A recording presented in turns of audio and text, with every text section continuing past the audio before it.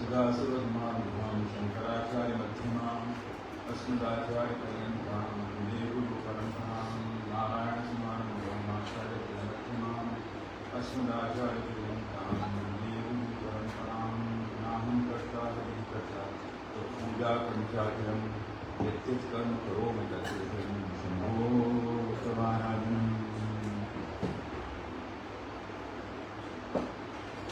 Hari Om.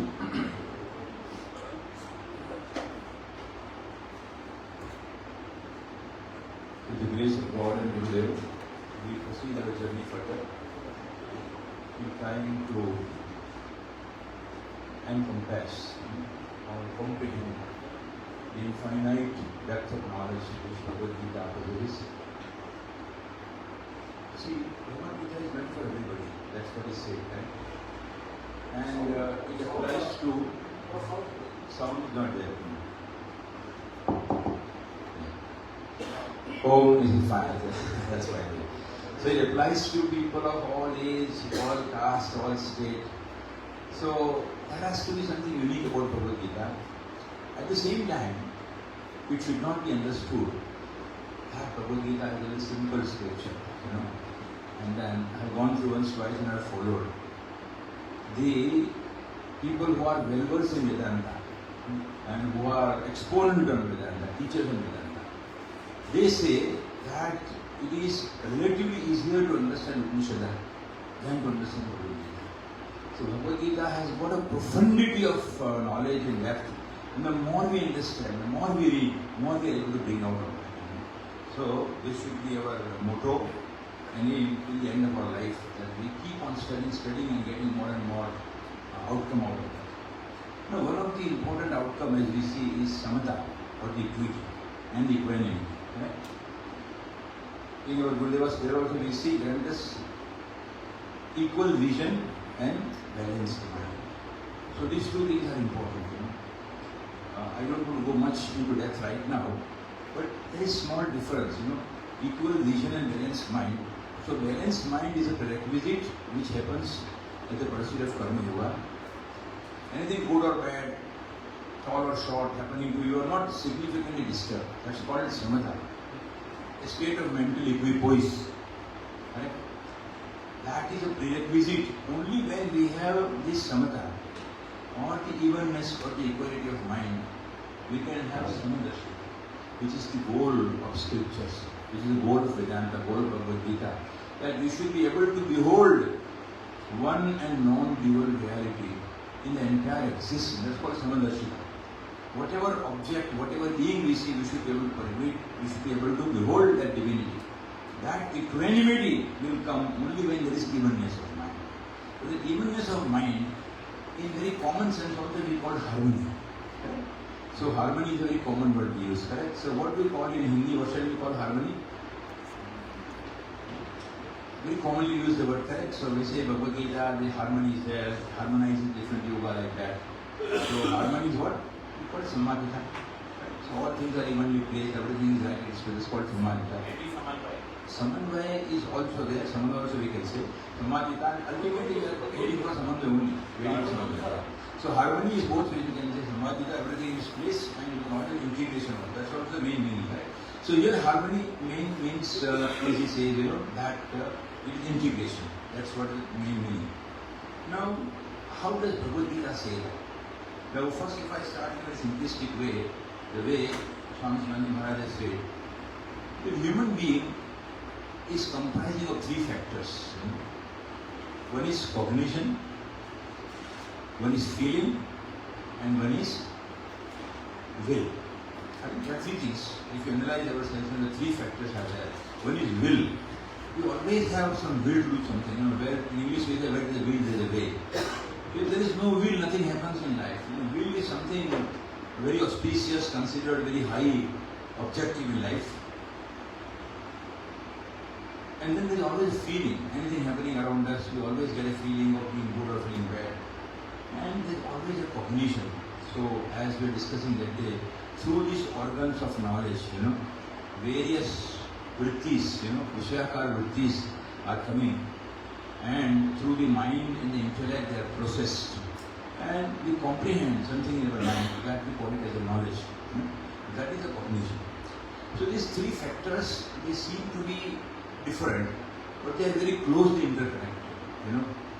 Cognition, feeling, and will. And accordingly, a man will have three kinds of temperament. And accordingly, there are three yogas also. So the will signify which yoga? Will signify karma yoga. Because always there is a will that you want to do something. I mean, dharma aviruddha kameshu also Bhagavan says, that any will which you have, which is not opposed to dharma, that is also manifestation of God. Will is a higher faculty. Will is not just the ordinary desires or expectation which we have. Will has got a much higher potential, and that transforms into karma, and that becomes karma yoga. And it is meant for people of active temperament. It is meant for people of active temperament. See, everybody has some kind of active temperament, and karma yoga in that sense becomes a part and parcel of life. Yesterday also in the evening talk, Swamiji Maharaj was talking that the very constitution of our being is such, that we cannot remain without doing any work. If we don't do any physical work, thought process will start, and then we start doing mental work. So work is inevitable. The karma is inevitable. And the beauty of Bhagavad Gita is, that normally we understand karma as a binding factor. Normally we take karma as a binding factor. That if you do karmas, then according to the karma phala. And then karma phala is there, so then again there is karma. So karma, then karma, and karma phala. The cycle continues. So on the one side, if you say that karma is inevitable, whether you want or you don't want, voluntarily or involuntarily, some kind of action will go on happening within ourselves. And on the other side, we say that karma, if you perform, then it leads to karma phala, and then karma phala is sanskaras, and again we are reborn with those sanskaras in the chitta, and then it comes into kama, and then karma and karma. So, can karma be such a thing in creation of God that it has no positive role to play, and it goes on repeating the cycle of birth and death? Can karma be like that? So here Bhagavad Gita explains to us, that karma is not just binding, but karma has got liberating force. Karma has got, just as Maya we say, that it is both binding as well as liberating. So one of the manifestations here is that karma is not just binding, but it has got a liberating force. And how liberating force? When that karma becomes transformed into karma. We'll try to see in a more simplistic way today also, but let us take it for the time being right now here, the first part, that karma yoga is beyond doing ordinary karma, and we'll see what exactly characterizes karma yoga. But karma yoga, in one line, if you want to say, it is a swadharma, as we discussed that day, correct? So once we perform our swadharma, normally we do work, any karma. It is what? It is meant for supporting or strengthening our ahankara. When our ahankara is there, we just surrender to that, and all our actions are directed by ahankara, raga and dvesha. Because we have got something is liked by us, not liked by us, all our actions are ultimately motivated to ahankara. Either the ahankara gets bolstered, or the ahankara gets hurt, again we try to counter that. But all our actions owe to ahankara.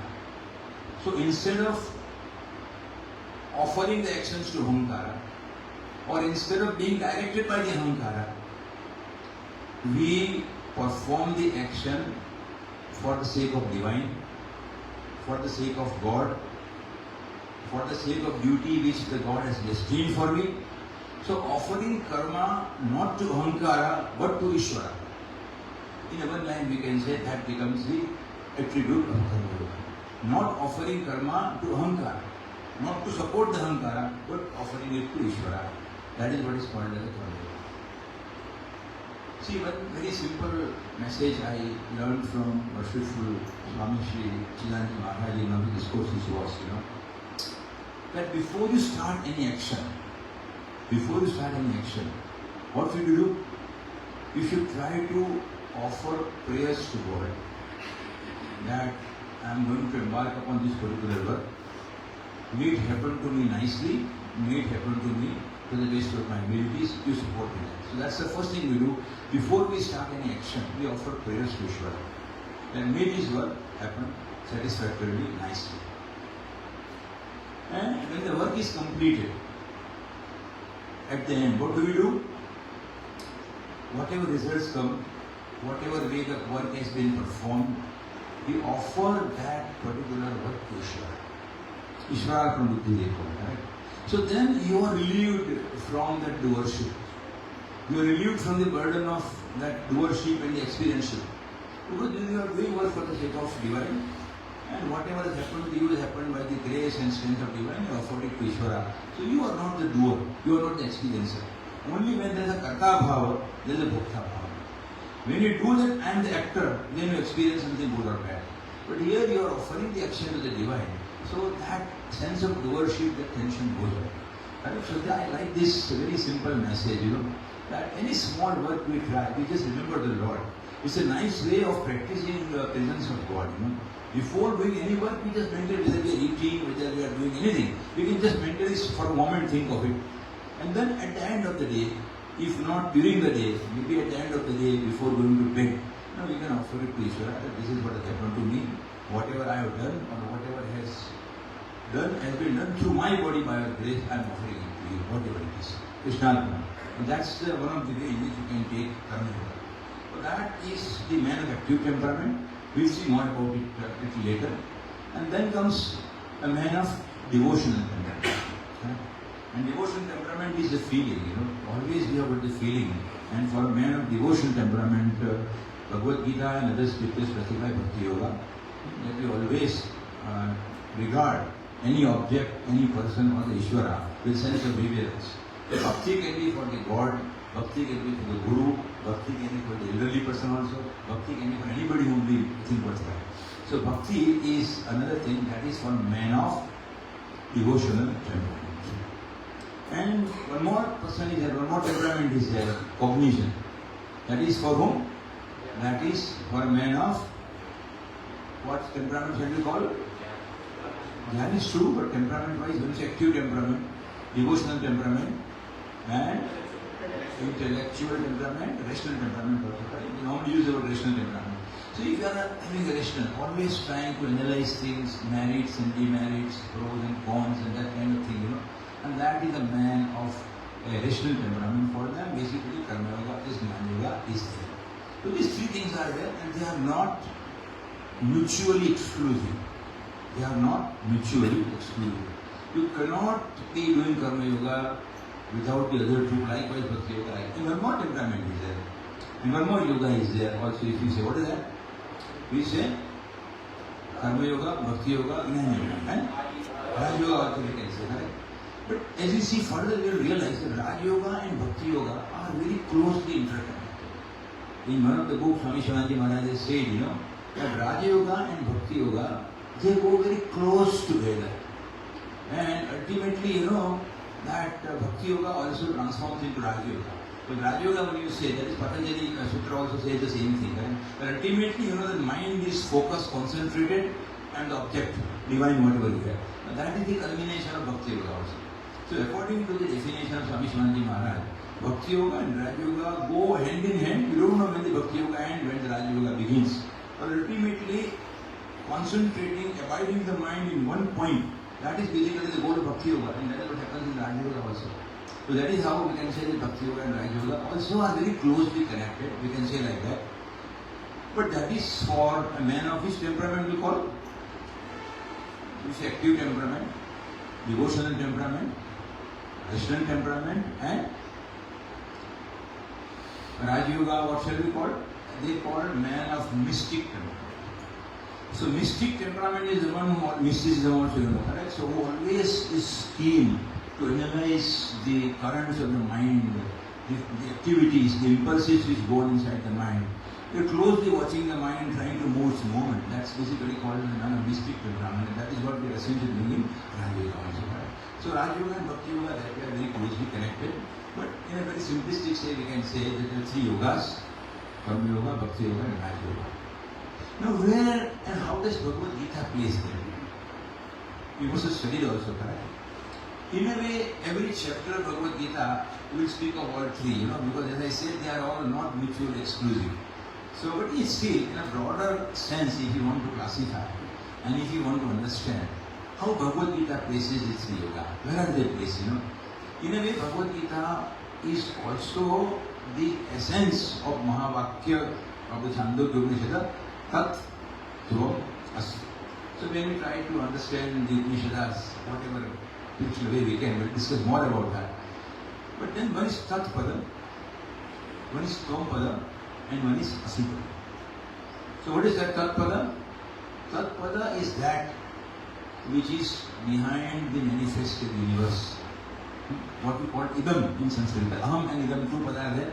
So what is recognized as Idam? This, or ye. So entire universe, all other beings, and the one who is a substratum, the one who controls that, what we call Ishvara, or what we call as Brahman, that is the definition, or that is the actual meaning of Tattva, as far as essence is concerned. Then there is Tvam Pada also. So Tvam Pada is, when the Acharya speaks to disciple, Tat Tvamasi.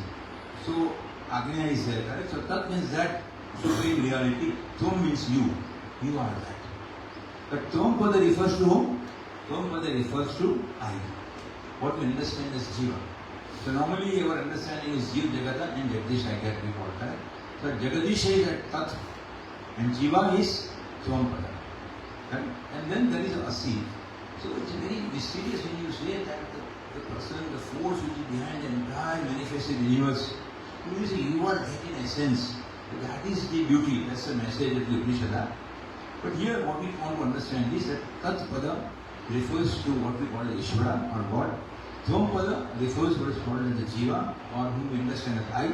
And Asi is the essential unity of the both. Both are not different. So in a way we can say, broadly we can say, from the point of view of yoga, we can say that first 6 chapters of Bhagavad Gita speak about Tvam Pada. It tries to explain who you are in essence. And if you go through the different verses, you will be able to find out. It addresses to the individual that we are, who we are.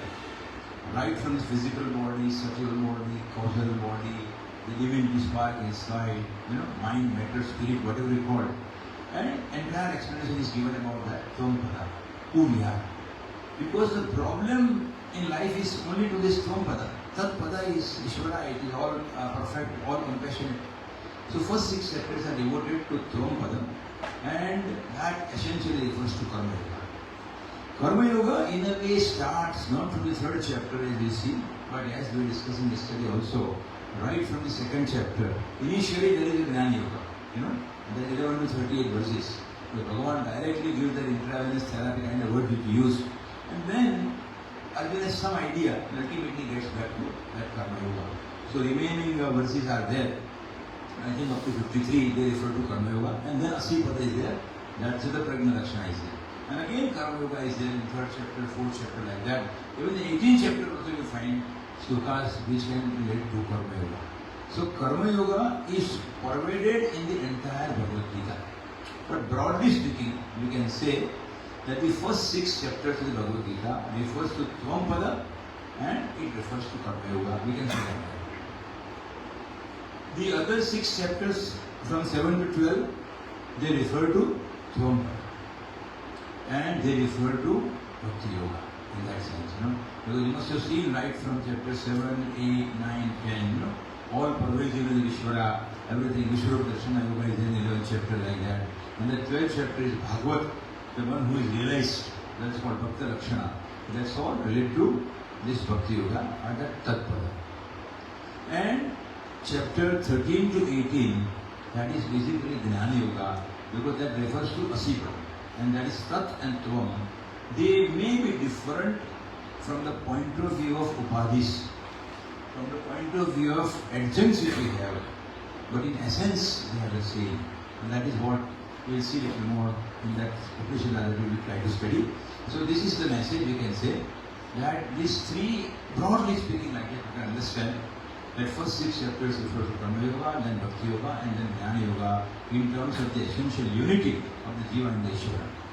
Jo Brahmayana Paraha, that is seen from this 13 to 18 chapter. Now, Swami Shivananda Maharaj, is a great visionary. And he said, first of all, let me just say what he said about these 3 words also. He said, knowledge, what is knowledge? The knowledge and bhakti cannot be separated because para bhakti and jnana are same. So he said in one of his books of Swami Shivananda Maharaj is called Bliss Divine. I hope all of you have seen that. If you have not seen that book, you can without fail have a copy in your library, in your own self. It is about 86 articles are there on different chapters, And so beautifully all spiritual essays are there. In that particular book, somewhere I have read like that, that knowledge is love in concentrated essence.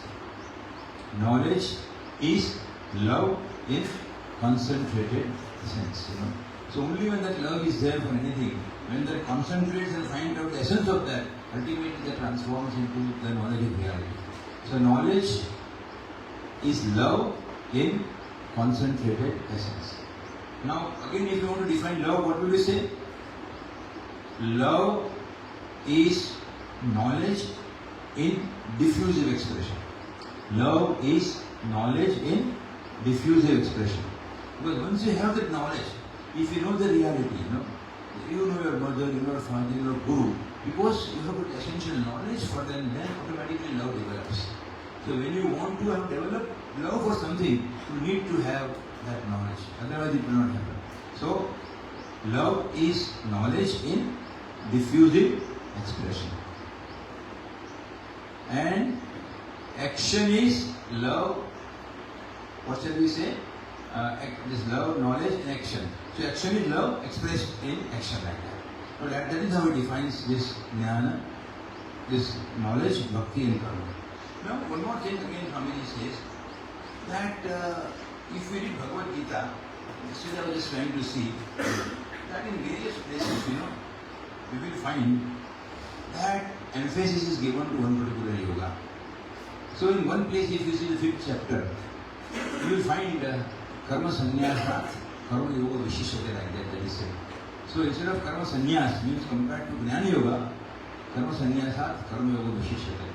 So here, in one chapter of Bhagavad Gita, Bhagavan says that karma yoga is very important, karma yoga is very vital. In some other chapter, we see 6th chapter, we say that yogi is great, and he says tasmad yogi bhavarjuna. In one chapter, bhakta is considered very high, and he says it is only by devotion that the highest reality can be attained or comprehended. And in one very popular verse, there are 4 different types of bhakta are there, right? Artha, Arthati, Jigyasu and Jnani. And Bhagavan says Jnani is the one who is most dear to me because Jnani is my own self. So when you say that at different places, different yogas are given this prominence, so how do you reconcile with that?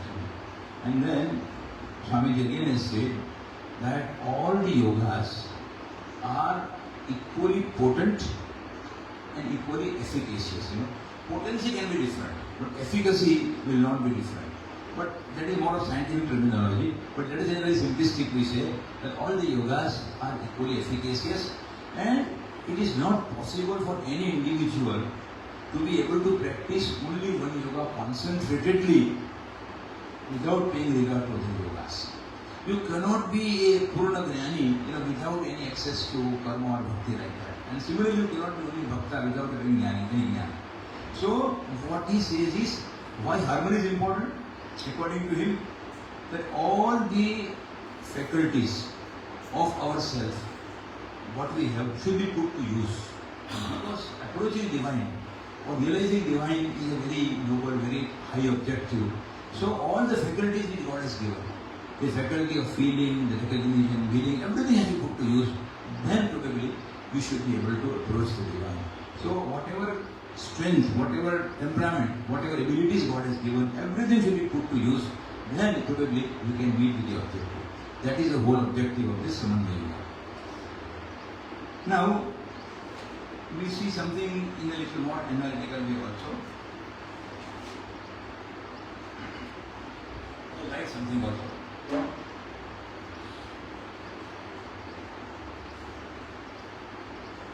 See, if you want to classify,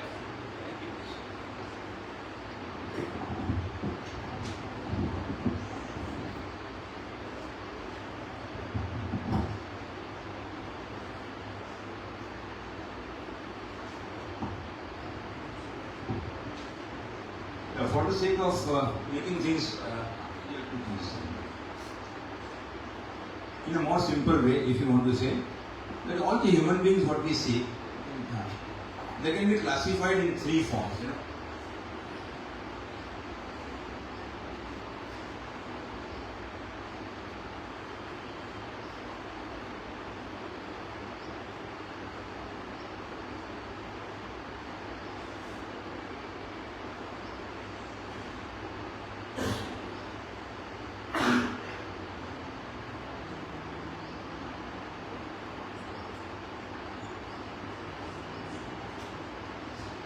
Just, I learned somewhere that all the human beings which are there, if you just want to understand them, classify them according to the startup spiritual growth, then you can say that you can put all the human beings into three categories.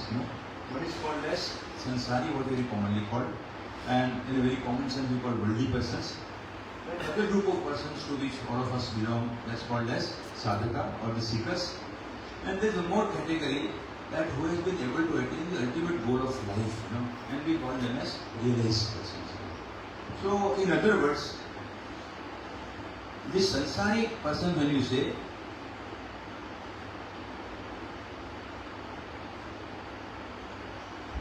these are the two main purusharthas which they have.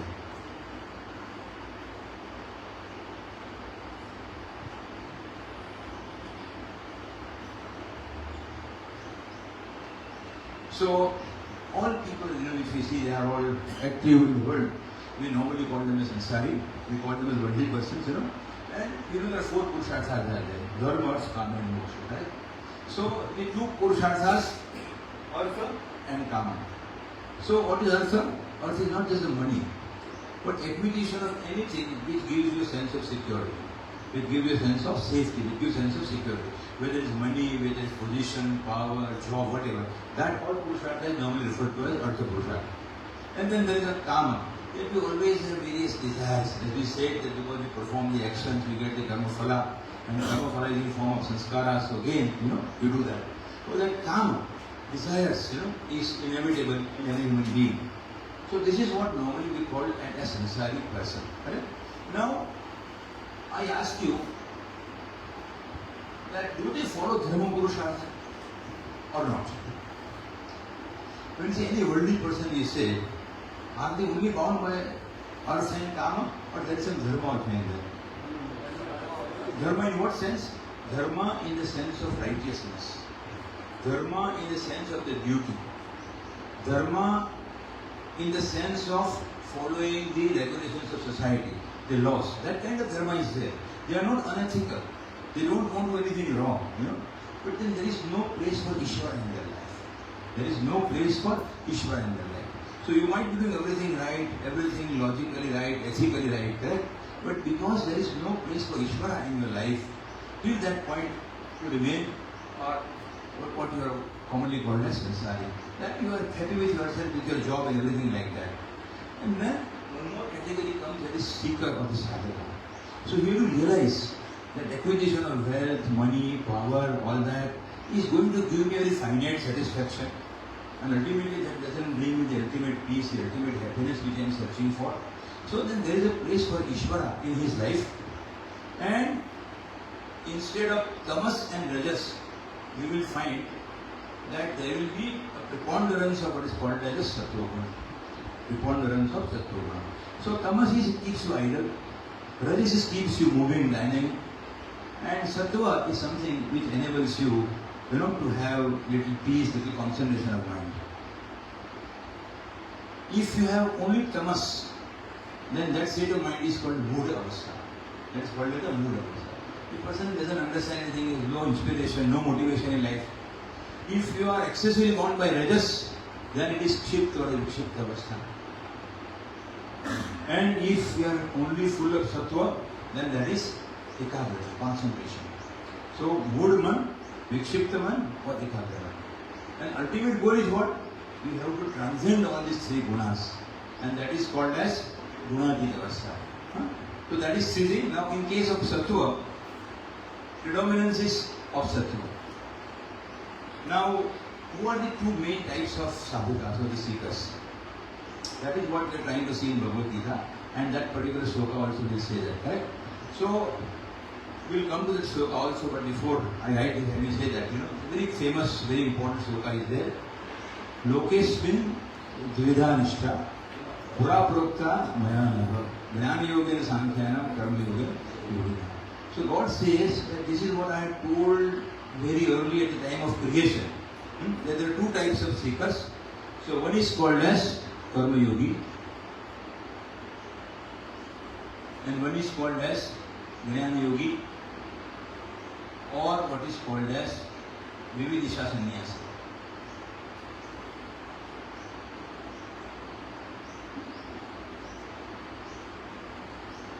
So there are two paths for a spiritual seeker.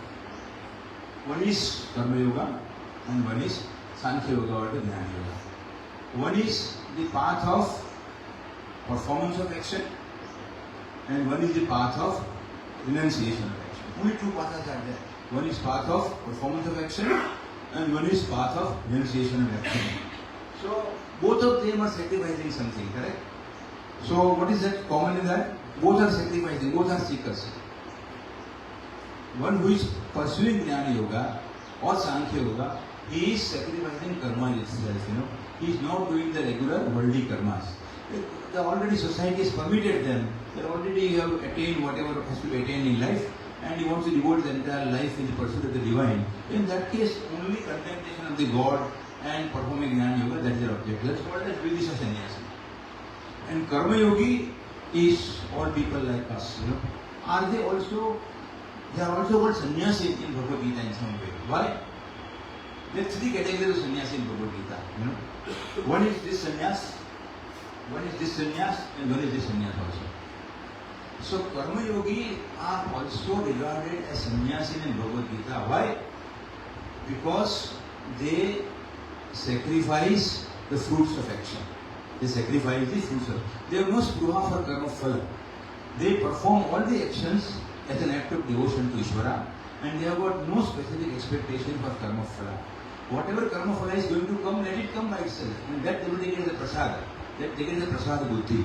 But the actions are not motivated by karma phala. Actions are not motivated by karma phala.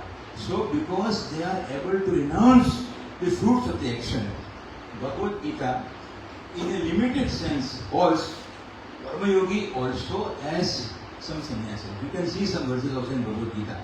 Or primarily they are Karma Yogis, but because they are able to crucify the Karma Phala also, in a limited way, they are also referred to as sannyasi. This other category is Vividisha sannyasi. So what do they do? As I said, there is a path of renunciation of the action. And what is the third category, Siddha? That is the one who has realized. We also call them as Vidvat Sannyasi.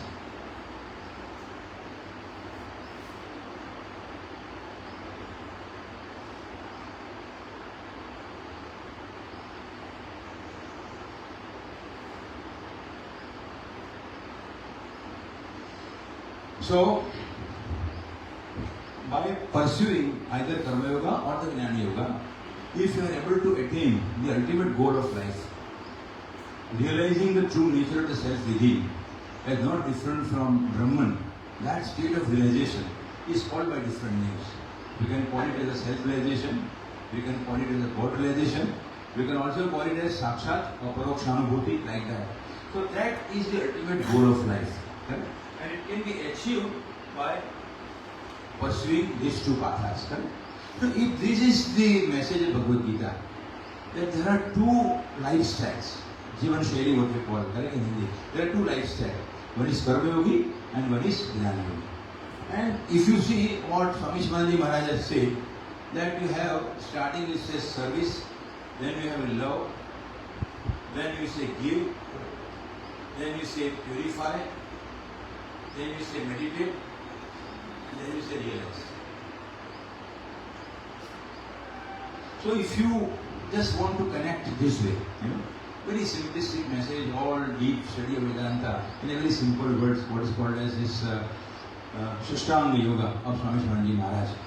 Then this particular Karma Yoga ultimately will be referred to as service. Because service is the first and foremost thing which has to be done by a spiritual sadhaka. Maybe some other day we will talk a little more. In one of the very good lectures of Swami Chidanji Maharaj, he has said that service is not just the starting point, but the service will start, service will persist, and service will end till the end of the spiritual sadhana. And that also we'll try to see. But the first step is that service. That is basically called as a Karma Yoga. And finally, when you say realization, that is called as a Jnana Yoga. Then you have got two more words also in between, love. That we can see roughly corresponds to Bhakti Yoga. And then Dhyana is there, which corresponds to Raj Yoga. So even if you consider four different yogas are there, then you have Serve, which is standing for the Karma Yoga, Love, which stands for the Bhakti Yoga, Meditate, which stands for the Raj Yoga, and Realize, which stands for the Jnana Yoga. Then there are two more words in between also. Which are they? Give and purify. So what do they refer to and where do they stand? See, there is no specific explanation for that, but I have just been thinking on it, that so how do you say this? Then I have felt that this give and purify, they can be considered as enablers. See, in the modern science which we study and other subjects what we study, they are enablers, that they enable a particular act which you are doing. So this giving, act of giving, an act of purification, that can be considered as enablers, that they enable the pursuit of these different sadhanas. So, in a way, this Bhagavad Gita, if you consider the third chapter where Bhagavan starts giving a message, Lokeshwari Dvida Nishtha, Pura Prokta Mayanagar. So this is what I already had said you earlier at the time of creation. And then Jnana Yogena Sankhyanam, Karma Yogena Yogina. So like that it is said.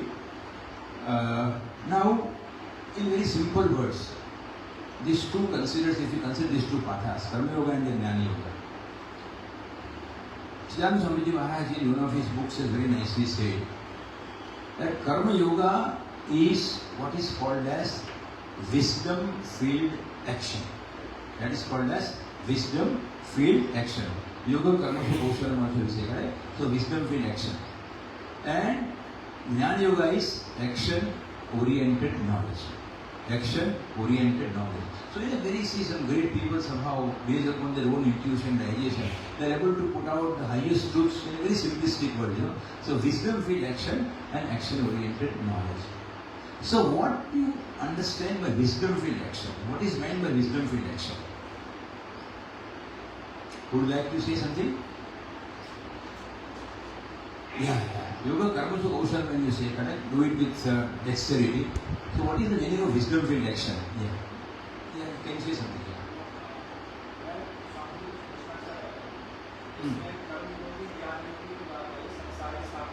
Yeah. Bhakti Yoga कहाँ पे ऐसा कुछ है?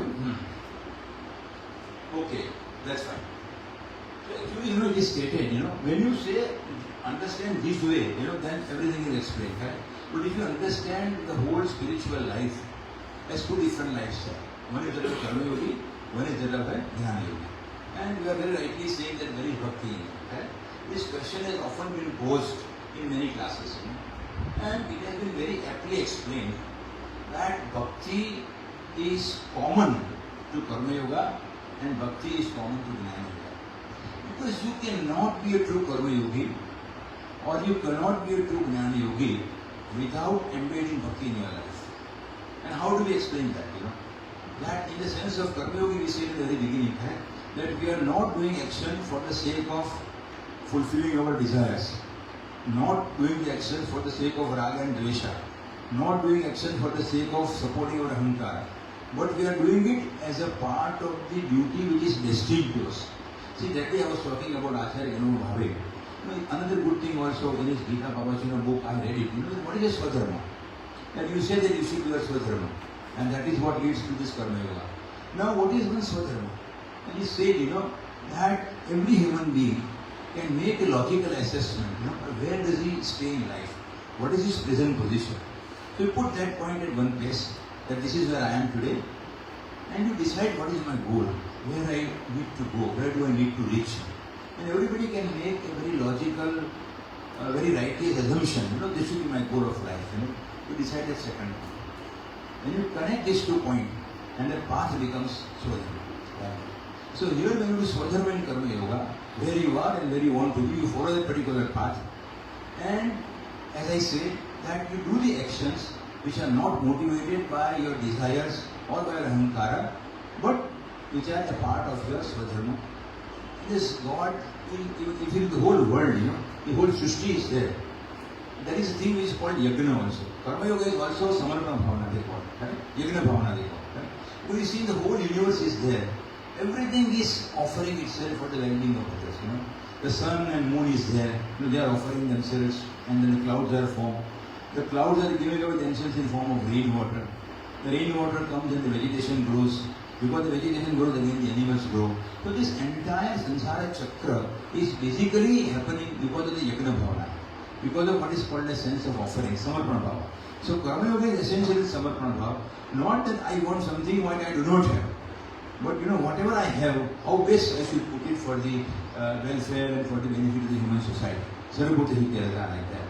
So Karma Yoga essentially means that you are performing actions not for the sake of fulfilling our likes and dislikes or ahankara, but performing the duty which the God has destined for us.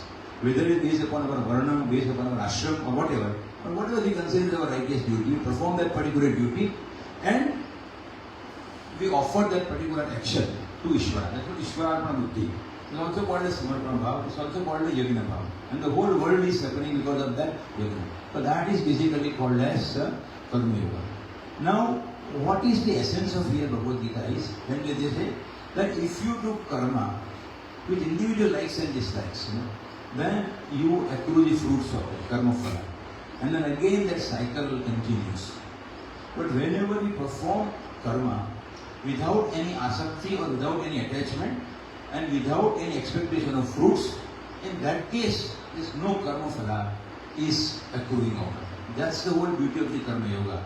That you are performing the action, but still you feel that you are not the doer, you are not the experiencer. So there is no karma phala happening because of the karma which is what we do. That is what is called as the wisdom-filled action. That we do the work, we carry out our duties, but without having attachment, without having the sense of doership. In that sense, there is no karma phala accruing, and that is in that sense it says Karma Yoga is liberating force. Correct?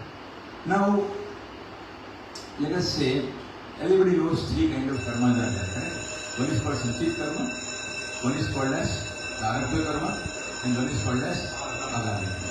So Sanchit Karma is sum total of all the actions which you have done in the previous births or that, and that is accumulated as Karma Phala. Part of that is taken, and that happens into this particular birth. Remaining karmas are still there. Right? So the beauty of Karma Yoga and Jnana Yoga is what? In what way? That Karma Yoga is you do the actions in such a way that there is no karma phala accruing out of that. Right? So whatever sanskaras, whatever impressions we have got, we are not adding to that. If we do the work not wisely and with this sense of attachment, then what will happen? More of karma phala will happen, and with whatever load of karmas we can, more will be added to that. But then if we do karma yoga bhavana, in that case, then no more karma phala will be there. And ultimately, antahkarana will become pure. It will become subtle. And that is how the divine light, the divine self which is within us will get manifested. And ultimately they say that jnana is only something which will be able to destroy all the karmas. Karma phala means part of it we are already having here is just a prarabdha karma. And the already accumulated karma are there. But it is only the jnana agni, the fire of knowledge, which will be able to destroy the karma phala, what is sanskaras, what we have as prarabdha karma, and what is there as sanchit karma also. So ultimately, jnana is a liberating force. Jnana devatu kaivalyam, but karma yoga is a preparatory. So karma yoga is preparatory, jnana yoga is the culmination, bhakti yoga is common to both. Right? So like that is how we want to see that with the performance of the karma yoga, we are able to purify our interior, that becomes more pure, that is where the word purity comes, more secular. So the divine light, the divine self that we are within gets actively manifested and the Jnana Yoga starts. So end of the Karma Yoga qualifies a man for the pursuit of Jnana Yoga and lies in the highest truth. Okay? So that is how it is, that Karma Yoga and Jnana Yoga, they are not alternatives, but they are sequential. That Karma Yoga is the first thing, and that is why Lord Krishna, recommended Arjuna and to all other mankind at large, who are not ready for that Jnana Yoga. Only when we are completely sadhan chatushtya, only then we can directly pursue that Shravan Manan Nididhyasana. Before that, we have to pursue the path of Karma Yoga. And Karma Yoga, not only at the start, it will be there at the end of the life also. Maybe a little more about that and just try to complete tomorrow. Right? So we pray to God and Gurudev that these two lifestyles of Karma Yogi and Jnana Yogi, Vidisha Sannyasi. Sannyasi, even if you do not take, but you can live a life in a spirit of renunciation. That is also explained like that. Right? So may the spirit of Karma Yoga and Jnana Yoga pervade in our life and we be able to evolve, progress in our spiritual sadhana. That is our humble offering, supplication at the feet of God. Hari.